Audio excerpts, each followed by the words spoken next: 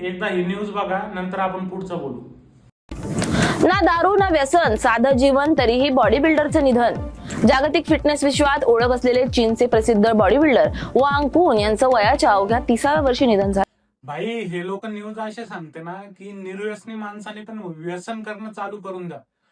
म्हणजे यांचा माइंडसेट कसा आहे बघा. हे न्यूज वाले पण असं सांगतात की ना दारू पित होता ना व्यसन करत होता तरी पण मेला, फिटनेस इन्फ्लुएन्सर होता, बॉडी बिल्डर होता.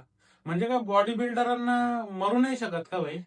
जगात रोज इतके लोक मरते, त्यांचं कोणालाच काही घेणं देणं नसतं. हा फक्त फेमस होता body builder, famous body builder होता म्हणून याच्यावर प्रश्न उचलताय लोक की एवढं फिटनेस फिटनेस करून पण कस काय मेला. भाई एक दोन एक्सेप्शनल राहते.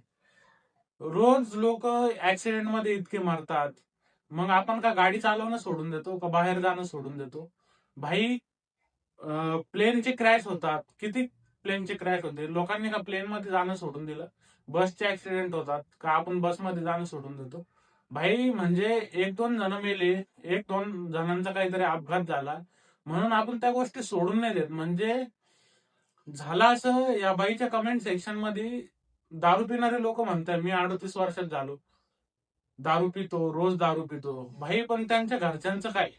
हा, त्यांच्या घरच्यांवर काय भीती, त्याच्या बायकोचं काय, त्याच्या लेकराचं काय, त्याच्या मायबापाचं काय, लग्न झालेलं नसलं तर ते कोणालाच काही नाही पडलेलं. फक्त काय तर एखादा फेमस इन्फ्लुएन्सर गेला, फिटनेस इन्फ्लुएन्सर होता तरी पण गेला, त्याच्यावर प्रश्न उचलायचा. त्याचं म्हणजे रेस्ट इन पीस पण नाही झालं पाहिजे आणि काहीच नाही झालं पाहिजे. काय न्यूज वाल्यांचं पण ना डोकं खराब झालं पूर्ण.